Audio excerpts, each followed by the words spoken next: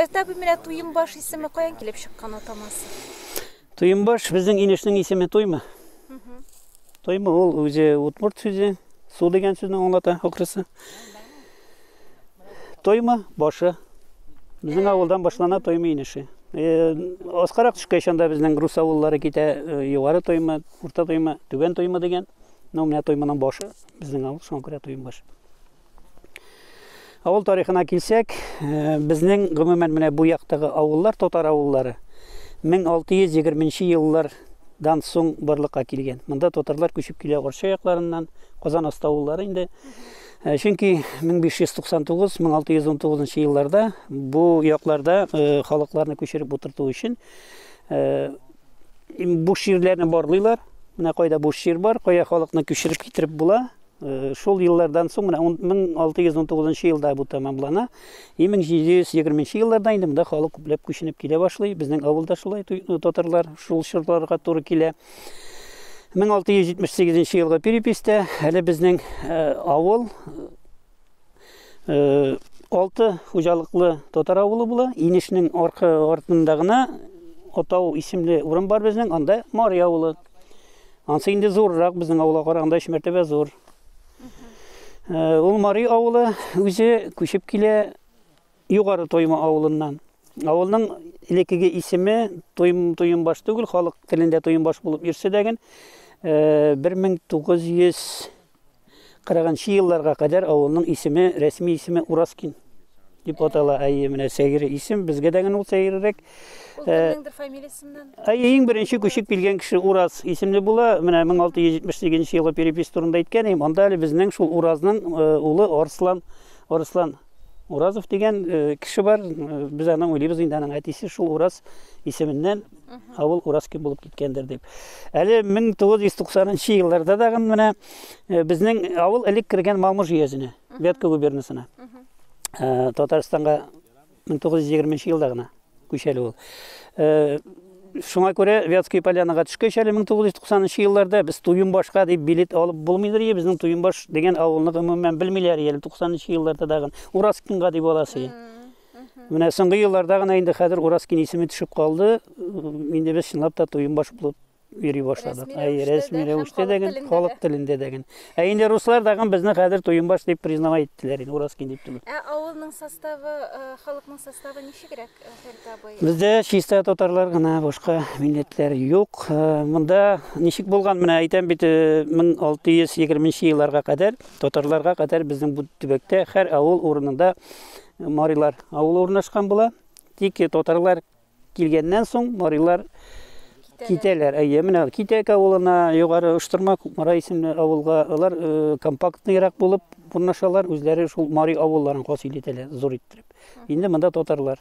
Фәртәбай, менә сезнең генә якка хас булган ниндидер йолалар бармы? Йолалармы, эшләрме дип әйтик. Менә безнең авыл гомергә итек баскан. Әле соңгы елларда гына инде менә кышлар начар килеп, итек кияргә, җылы килеп, итек кияргә мөмкинлекләр бетеп килә. Шуңа күрә итек ише бик каты сүрелде дип әйтергә кирәк. Әле безнең авыл ул итек басудагын элек менә шабашка йөрүдә булган. Безнең авыл халкы гомумән колхозда бик эшләмәде. Безнең авыл халкы читкә чыгып эшли торган иде. Әле без кичкенә вакытта дагы безнең әтиләр кыш җитсә, җыелышып чыгып китәләр, бөтен авыл ирләре чыгып китәләр иде өязгә дип әйтәләр инде. Элек менә Мамуж өязе булган бит. Өяз авылларына йөрү, ул элек өязгә йөрү дип аталган, өязгә. Ана без соңгы вакытларга кадәр 1990 елларга кадәр өязгә чыгу дип әйтәдек без. Менә минем үземнең әти шәхсән Удмуртиянең Удмурт Туйымбаш дигән авылга йөрде, анда да Туйымбаш дигән авыл бар менә. Алар анда 20-30 ел буе итек бастылар. 3 айга чыгып китәләр иде. 2-3 кеше берсе түши, берсе баса, алар шунда яшәп, шунда торып, күп итеп акча эшләп кайталар иде. Инде җәйгә чыксак, һаман шул Киров якларына Балташына чыгып китте безнең авыл халкы. Шуңа күрә инде ул авыл электән үк таза авыл булып торган, безнең акчаны күп эшләгән, читкә чыгып эшләгән, шундый менә монда колхозга эшләгәнгә караганда 5-6 тапкыр күбрәк алып кайталар инде акчаны. Яндан соң балта эшеннән кайтканда, көз көне менә корлар төшә башлагач, безнең авылга машина маллар кайта иде. Анда нәрсәгә элек эшкә баралар, акчаны бик бирмәгәннәрдер инде күрәсең, бирәләр иде мал белән, ат белән, сыер белән. Шуңа күрә без һәр өендә ир кеше булган хуҗалыкка, гаиләгә машина белән кайтадыр инде. Аны менә шулар атап кайткан икән, шулар сыерлар кайтканнар икән дип, без үзенә күрә бер бәйрәм шикелле машиналарны тезеп куеп, атлар төшерәләр, сыерлар төшерәләр. Безнең авылның үзенчәлеге шулай, шундый. Монда электән нишләптер колхоз дип шаккаткан кеше булмады, хөкүмәт биргәнне көтеп утырган кеше булмады. Бөтен кеше үз кеше белән нәрсәдер эшләп, монда булмаса читкә барып эшләп, барыбер акча эшләү җаен таптылар инде. Эртәбе авылыгызның менә күпме каһарман кешесе бар, шулар белән таныштырып үтегез әле. Кемнәр булар?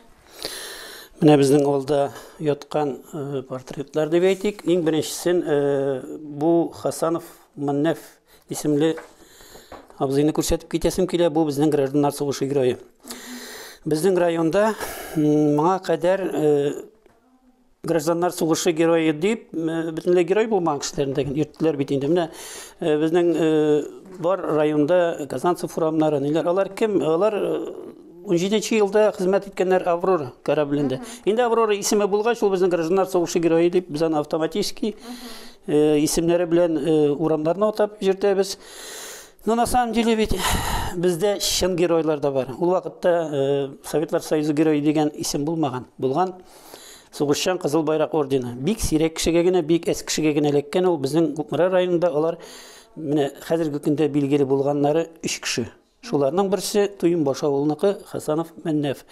Аларның геройлыгы нәрсәдә була? 19-нчы елда алар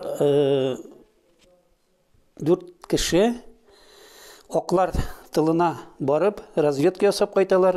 Анда разведка ясау гына түгел, гранаталар атып, бунтаклар атып, сугышып, чынлап та геройлык эшләп, бик әйбәт кенә информация алып кайталар. Шуның өчен аларга менә бу Кызыл байрак ордены бирелә.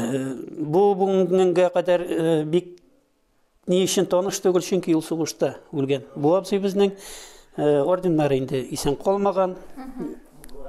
42-нче елда сугышта хәбәрсез югалган. Шуның аркасында без аны моңа кадәр белмәдек. Ул бик случайно гына килеп чыкты. Аның орден белән бүләкләнгәннәре. Мин тарих белән заниматься иткәндә Күкшел авылы авыл советы председателенең делосын ачып караган идем. Менә шунда случайно гына килеп чыкты. Нәрсә? Бер делога текеп куйганнар ике авыл советы председателенең эшен. Аныкы бөтенләй бер җирдә дә юк, күренми дигән. Вот икенче кеше булып, Маннеф абыйның эше бар. И анда автобиографиясында язылган, 1919 елда Кызыл байрак ордены белән бүләкләнгән идем дип. Менә шуннан гына случайно бик килеп чыккан герой бу безнең. Инде белмәс идек тә. Икенчесе бездә менә шул орден медальләр белән бүләкләнгән кешеләр бик күп. Икенчесе безнең районыбызда сугышка кадәр бик аз гына кеше бүләкләнгән хезмәт орденнары белән дигән. Менә шуларның берсе 40-нчы елда Нахар апа Галиева иң беренче булып итек фабрикасыннан почет билгесе ордены белән бүләкләнгән. 40-нчы елда бу сугышка кадәр ул вакытта чынлап та хезмәт геройлары дип әйтик инде буларны. Аннан соң Бөек Ватан сугышына китсәк, безнең авылда бар Габайдуллин Абсалам абый бар иде. Мин аны хәтерлим әле, бездән ерак тормый иде. Ул 3-4 ел аркылыгына көн сайын күрешеп йөргән абый ул минем. Трактор бригадиры булып эшләде гомер буе. Бу абзый 1945 елда Советлар Союзы герое исеменә лаек була һәм представиться ителә. Тик инде ул вакытта менә хәтерлибез бит, хәтта җиңү байрагы казаган кешеләргә дә инде соңгы вакытларда геройларны жәлләгәннәр. Инде геройлыкны эшләгән булса да, аны Советлар Союзы герое урынына сугышчан Кызыл байрак ордены бирәләр аңа. Орденнары, медальләре күп. Абсалам абыйның бик гади кеше. Бер вакытта да мактанып та йөрмәде, миңа геройны бирәләр иде дип, бу турыда бер кеше белмәде. Үзе үлгәннән соң гына менә наградной листларын табып ачыкладык. Аннан соң инде геройларга китсәк, менә бу безнең Нафиг абый Нәҗипов, шулай ук Туйынбаш авылныкы. чыгышы белән ул булган безнең саперлар ротасы командиры. Менә аны күргәнегезчә орден медальләре тезелеп куйган. Ул сугышта 5 сугышчан ничәсен 5 сугышчан 6-нчысы инде аның теге юбилейныкы. 5 сугышчан орден белән бүләкләнгән. 6 сугышчан орден белән бүләкләнгән. Һәм 4 хәрби медале бар. Бу абзый сугыштан кайтканнан соң районда төрле җитәкче органнарда эшли. Аның улы Нафиq абый әле безнең соңгы елларга кадәр эшләде. Налоговый начальник булып бик не кеше инде. Күренекле кеше. Аннан соң әле бит сугышчылар гына түгел. Безнең авылдан чыккан бар тагы менә Хәсән абый Әхмәтшин. Ул Мәскәүдә гомер буе яшәде. Ул юридик фәннәр докторы, профессор булып эшләгән кеше, Россиянең атказанган юристы, фән эшлеклесе, юстиция полковниги. Әле соңгы елларда 2017 елда гына вафат булды. Авылларга, безнең авылга кайтып йөри иде. Чынлап та авылның бик зур горурлыгы. Аның китаплары бик күп юридик эшләр буенча. Аның улы Наил абый бик күренекле Кытай буенча белгеч иде. Аның шулай ук Кытай буенча научно-популярный китаплары да бик күп. Но Наил абый шулай ук үлде. Вафат булды. Ул менә случайно гына үлем белән урамнан үтеп барганда, Кытайда велосипед белән үтеп барган кеше бәреп җыкканда башы белән төшеп, менә шулай фаҗигале төштә вафат булды. Аянычлы үлеп. Менә шундый горурлыгыбыз бар. Бүгенге көндә дәгән безнең әле горурлыкларыбыз бар. Илдус абый Габдрахманов. Бу безнең бүгенге көндә авылны тота торган кеше дип әйтик. Авыл хуҗалыгы министры урынбасары булып эшли инде күп еллар буе. Алыштыргысыз кеше ул. Районыбызда даган, авылыбызда даган менә бездә юллар юк иде. Илдус Харич тырышлыгы белән юллар салынды авылыбызга. Су юк иде безнең. Ул уйыштырды авылга су кертүне. Инде газ кертүләр, ут кертүләр алар теге. Булай да эшләнгән булыр икән ишне. Но бүгенге көндә аның ярдәме авыл халкы өчен искиткеч зур. Сизелә. Нәрсә өчен мактап китәм, бик күп авылларда бар, бик күп начальниклар. Шулай бит әйме. Бар министрлар.